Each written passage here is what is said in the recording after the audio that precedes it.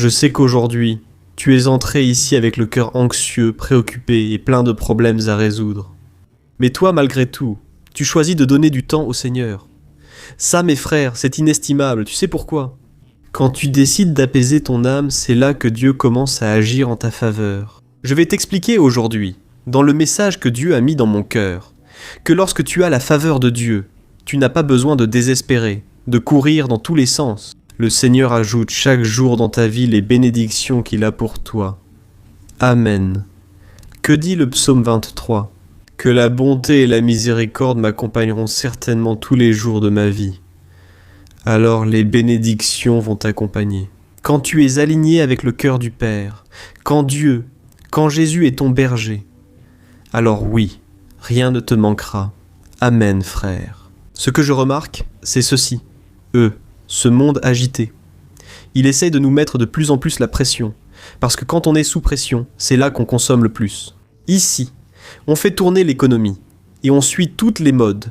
Frère, il suffit de regarder les réseaux sociaux, où une nouvelle mode apparaît sans cesse.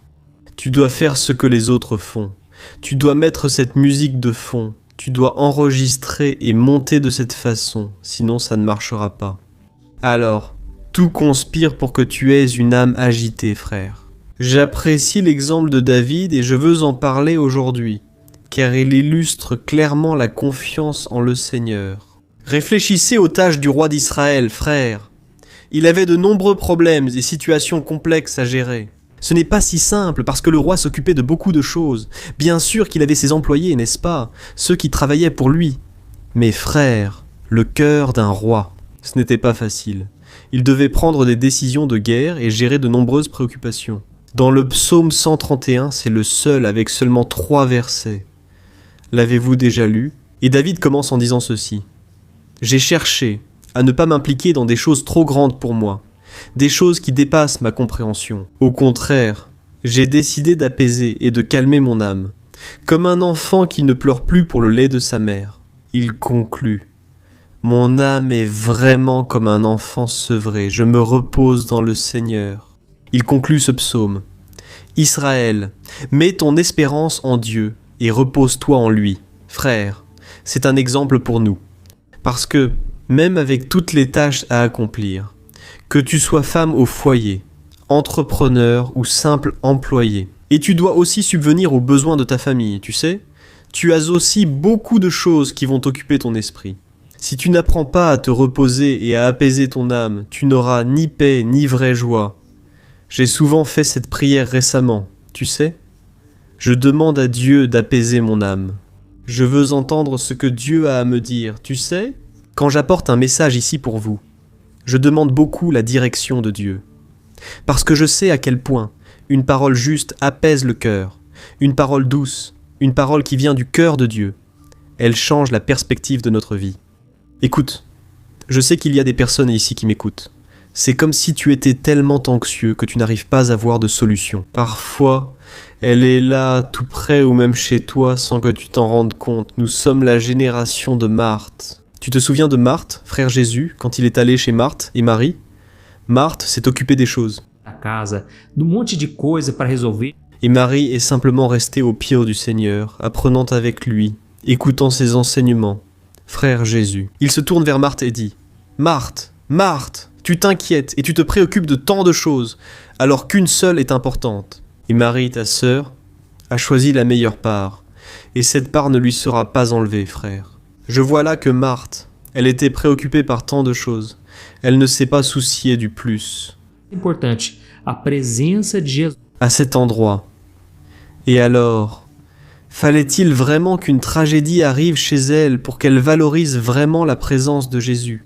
La Bible raconte que le frère de ses 2 sœurs, appelé Lazare, est tombé très malade, et les 2 sœurs ont envoyé prévenir Jésus en urgence. Et Jésus, mes frères, il avait d'autres choses à régler parce que c'était dans l'agenda du Père, et il a donc mis 2 jours à arriver là-bas. À son arrivée, Lazare était mort depuis 4 jours. Et Marthe, elle court, se prosterne aux pieds du Seigneur Jésus, et elle dit « Ô Seigneur, si tu avais été ici, si tu étais arrivé plus tôt, mon frère ne serait pas mort. » Frère, à ce moment-là, Marthe, autrefois indifférente à la présence de Jésus, réalise désormais que l'essentiel dans la vie, c'est Jésus. Avec elle, Jésus est présent. Jésus lui dit « N'aie pas peur, je suis la résurrection et la vie. Qui croit en moi vivra même s'il meurt. » Puis Jésus ressuscite Lazare. Mais ce que je veux dire, c'est ceci. Ne méprise pas la présence du Seigneur. C'est le moment où nous allons apporter la parole. J'ai vraiment envie de partager avec toi ce que Dieu a mis dans mon cœur.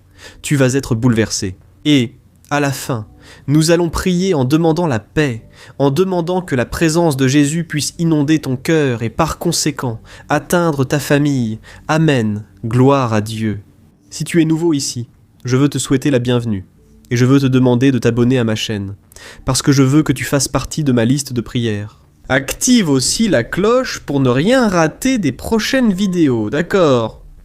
Alors, allons-y, frère. Comme je disais, Marthe était très occupée, n'est-ce pas?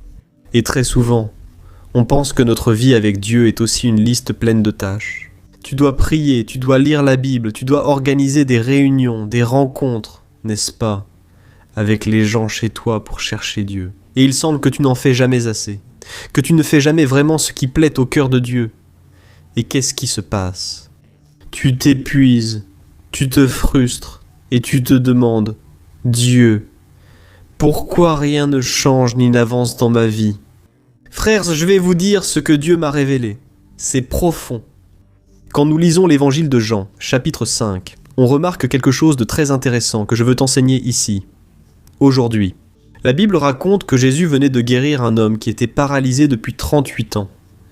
Frère, vous pouvez imaginer ça? Cet homme a souffert de cette maladie pendant 38 ans. Et soudain, un samedi, Jésus guérit cet homme. Mais frère, pour les chefs religieux de l'époque, c'était absurde car Jésus venait de transgresser la loi de Moïse. Pour eux, il était strictement interdit d'agir le jour du sabbat, même pour faire le bien à autrui. Et alors, Jésus. Il ignore cela et ne tient pas compte des paroles des hommes. Au contraire, il apporte un grand enseignement, mais ces hommes n'y ont pas prêté attention. Je veux te lire ce qui est écrit dans Jean chapitre 5, verset 19. Il est écrit ainsi. « Écoute, je te dis la vérité.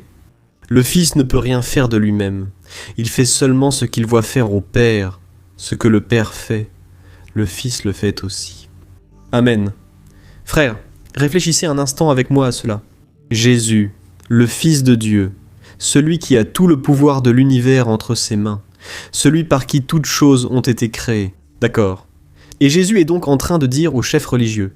Il parle ainsi. Écoutez, je ne commence rien tout seul, je ne fais pas un seul pas de ma propre initiative, et je ne bouge que lorsque je vois mon Père bouger. Frères, avez-vous déjà réfléchi à la grandeur de cela? Jésus veut dire « Je ne poursuis pas de nombreuses choses. Je ne fais pas des choses que le Père ne m'a pas demandé de faire. Je fais seulement ce que je vois mon Père faire. » Autrement dit, c'est un alignement parfait. Le cœur de Jésus était aligné avec le cœur du Père. Et cela m'amène à la clé spirituelle que je veux te donner aujourd'hui. Retiens bien ce que je vais te dire. Toute opportunité n'est pas un ordre divin. Toute porte ouverte ne t'oblige pas à entrer. Observons le parcours de Jésus. Réfléchis avec moi, frère Jésus. Il parcourait les villages où il y avait des dizaines, des centaines de personnes malades, des lépreux dans les rues, de nombreux aveugles mendiants, des paralysés aux portes des maisons. Autrement dit, le besoin était partout. Et Jésus, il avait le pouvoir, frère. S'il avait voulu, en claquant des doigts, il aurait pu guérir tout le monde d'un seul coup. Mais pourquoi Jésus ne faisait-il pas cela? Pourquoi? Parce qu'il n'était pas mu par la foule ni par le besoin des gens. Jésus était mu par une seule chose, c'était une simple prière qu'il faisait dans son cœur. « Père, que fais-tu ici avec cette personne et que veux-tu que je fasse ?» Et peut-être que tu es là en train de penser « Mais pasteur, la Bible ne nous dit-elle pas d'aider notre prochain ?» Frère, bien sûr qu'elle le dit. Mais frère, nous devons demander à Dieu à qui et comment aider. Parce qu'il y a une grande différence entre recevoir une direction de Dieu, un appel, une impulsion qui vient de Dieu. Agissez sans agir seul ou sous pression, par nécessité. Vous comprenez? Quand vous commencez à faire les choses à votre façon, Parce que dans votre tête, vous pensez comme ça. Je dois le faire, je n'ai même pas besoin de prier à ce sujet. Frère, ne faites pas ça, sinon vous serez fatigué, frustré et n'obtiendrez pas de résultat. Vous comprenez ? C'est comme un miracle qui arrive. Au lieu de faire quelque chose, apprenez à vous reposer. Apprenez à dépendre de Dieu. Il y aura un moment précis pour agir, et même quand vous vous reposez. La Bible dit, dans le livre des psaumes, que Dieu donne à ses enfants bien-aimés pendant qu'ils dorment. Amen. La Bible parle de dormir, ce n'est pas seulement dormir physiquement, mais c'est reposer votre cœur, c'est là que Dieu commence à agir. Amen.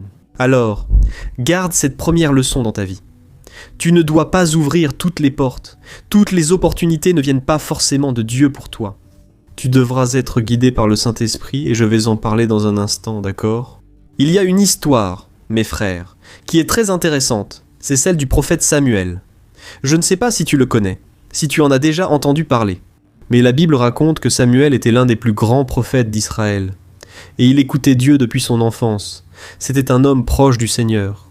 Même Samuel, pourtant grand, est resté attaché à ce que Dieu avait déjà laissé derrière lui. La Bible raconte que Dieu avait oint Saül comme roi d'Israël, mais malheureusement, il a été désobéissant, il a été orgueilleux, et il a fini par perdre la faveur de Dieu. Et donc, la décision au ciel était déjà prise.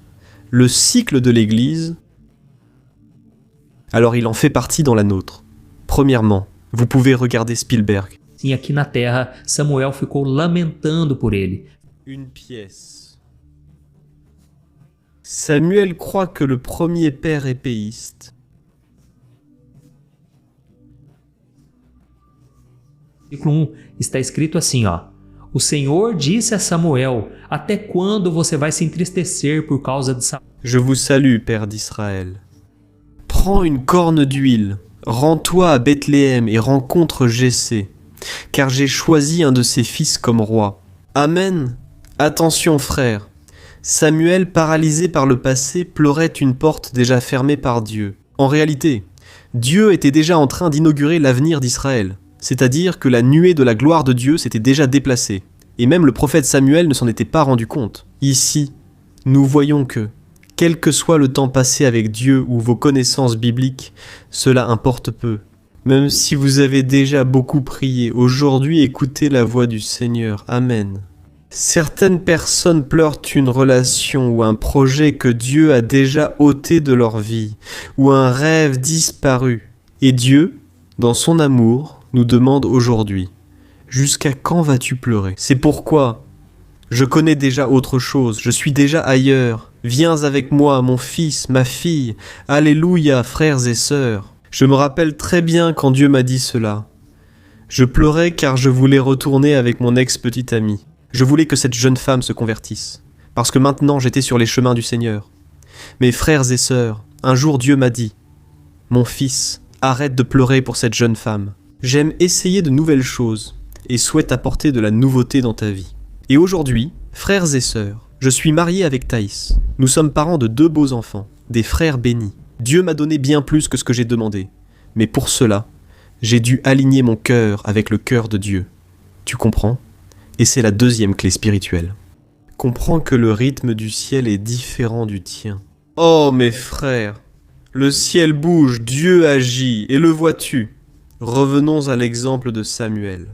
Samuel, mon frère, a séché ses larmes, surmonté l'épreuve et accompli ce que Dieu attendait de lui. La Bible dit qu'il est allé à la maison de Jessé, qui était le père de David. Mais quand il est arrivé dans cette maison, il a remarqué un homme appelé Eliab. À ce moment, il a pensé, c'est sûrement lui, le futur roi d'Israël. Il est l'aîné, grand, fort, il a tout d'un roi. À ce moment, il a pensé, c'est lui, non mes frères. Mais Dieu a aussitôt reparlé à Samuel. Voyez ce qui est écrit dans 1 Samuel, chapitre 16, verset 7. Mais le Seigneur dit à Samuel, « Ne te fie pas à l'apparence, ni à la taille, car je l'ai rejeté. » Le Seigneur ne voit pas comme l'homme voit. L'homme regarde à l'apparence, mais le Seigneur regarde au cœur. Amen. Dieu était en train d'enseigner ici au prophète Samuel à voir les choses selon la vision de Dieu. Écoute, je suis sûr que Dieu est là aujourd'hui. Dieu veut faire la même chose avec toi.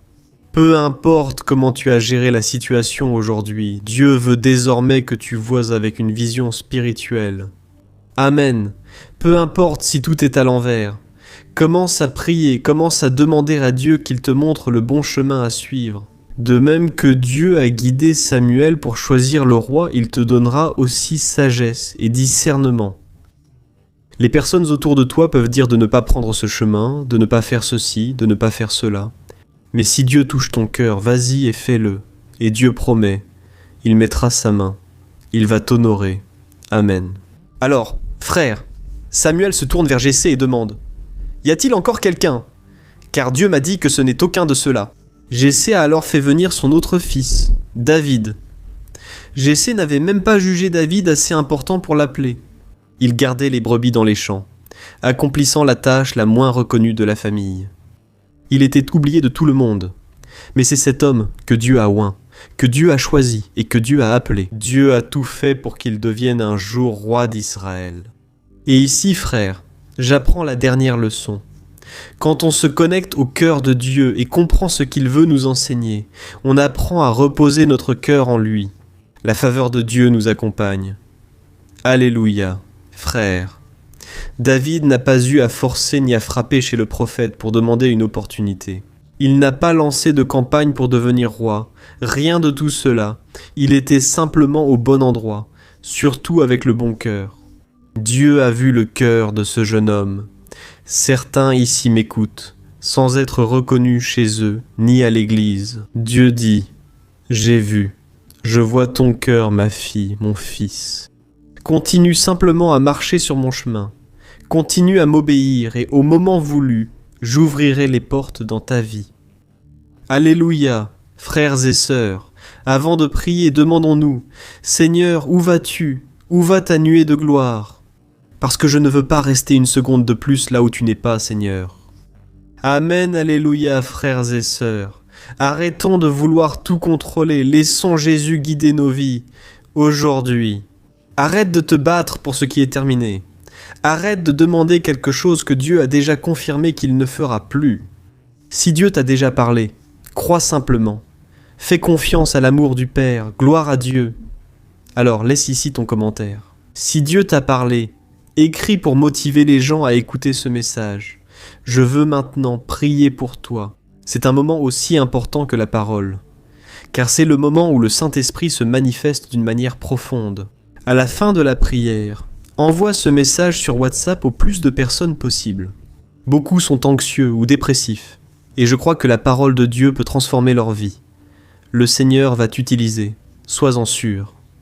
Amen, gloire à Dieu, fermons les yeux et prions ensemble. Alléluia Seigneur mon Dieu et Père, merci pour une parole de plus.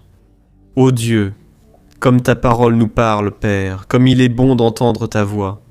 Comme il est bon de savoir que tu gardes un œil sur ce qui se passe dans notre vie, tu connais notre cœur, Père. Il y a des milliers et des milliers de personnes ici qui sont fatiguées, frustrées, qui essaient de faire les choses, mais on dirait qu'elles n'avancent pas. Oh mon Dieu, combien se sentent maintenant sous pression par le monde et surtout sont poussés à obtenir des résultats, sont sous pression à la maison, surtout au travail. C'est très difficile, Seigneur, vivre dans ce monde est très difficile, parce que sans ta présence, tout devient compliqué, Seigneur. Mais Dieu, au nom de Jésus-Christ, nous confessons ici devant toi que bien souvent nous avons échoué. Aussi, bien souvent nous restons attachés au passé. Bien souvent, nous pleurons pour quelque chose. Pourquoi, Seigneur, as-tu déjà rejeté? Nous pleurons sur des portes déjà fermées par toi, Seigneur. Ô Père, beaucoup cherchent à raviver des ministères, relations et rêves dont, Seigneur, tu as déjà clos le cycle. C'est pourquoi nous te prions, ô Saint-Esprit de Dieu. Brise toute chaîne qui nous retient au passé et à la douleur. Libère, mon Dieu, notre cœur de ce deuil qui nous empêche de voir la nouveauté que tu es en train de faire. Tout comme tu l'as dit, toi Samuel, je crois que tu nous as parlé aujourd'hui. Jusqu'à quand vas-tu continuer à pleurer pour quelque chose sur lequel j'ai déjà mis un point final? Ô mon Dieu, donne-nous la sagesse nécessaire pour lutter et prier pour ce dont tu n'as encore rien dit, mais que tu peux encore accomplir. Le miracle. Alléluia, Père. Nous avons appris ici l'importance du discernement spirituel. Je sais qu'il y a des personnes qui m'écoutent, Père, et elles se sentent tellement abandonnées. Elles se sentent comme David, qui était là avec les brebis, totalement oublié, ignoré, sans aucune valeur aux yeux des hommes. Je déclare que ton regard, Père, est sur cette femme et cet homme. Je déclare que, tant que cette personne sera fidèle dans le secret, le Seigneur prépare déjà l'onction qui sera libérée publiquement. Alléluia, Père. Que ta faveur trouve cette personne maintenant, que ton Saint-Esprit vienne sur elle avec puissance, et que les portes que le Seigneur lui réserve s'ouvrent, d'une manière que personne ne pourra expliquer. Je libère, mon Dieu, une parole de direction, une parole de paix, de repos sur la vie de cette personne. Oh mon Dieu, je crois que le Seigneur commence aujourd'hui une nouvelle œuvre, une nouvelle onction. Alléluia. Oh mon cher frère, ma sœur, si tu n'as pas encore vraiment donné ton cœur à Jésus, je veux te donner cette opportunité aujourd'hui. Aujourd'hui peut être une belle opportunité que Dieu t'offre. Merchantou pour grandir. Cœur, s'il te plaît, envoie le tien. Il est à Médicinopolis. Mais tu veux voir ce qu'il va faire à partir d'aujourd'hui. Amen. Dis avec moi. Seigneur Jésus, ta patience, je te souhaite des bénédictions qui me sont bénéfiques. Homme, Os meus pecados, lá Jésus, com teu sangue, eu creio que sur la croix pour moi, et tu es ressuscité. Et j'écris mon nom dans ton livre, dans le livre de la vie. Je te reçois, Seigneur Jésus, comme mon unique Seigneur et Sauveur. Amen, gloire à Dieu. Ô mon frère, ma sœur, si tu as prié sincèrement, crois que le ciel célèbre déjà. Jésus a dit qu'un pécheur repenti est fêté au ciel. Les anges célèbrent. Alors, prends possession de ta libération, de ton salut, de ta guérison et surtout, aligne ton cœur avec la volonté de Dieu. D'accord ? Cesse d'agir seul et obéis à la parole du Seigneur. Laisse-toi guider par lui dans la prière. Je suis sûr que de grandes choses vont arriver dans ta vie et dans ton histoire. Gloire à Dieu. Je t'attends dans la prochaine vidéo. Que Dieu te bénisse puissamment. Une grande accolade. Que Dieu te bénisse.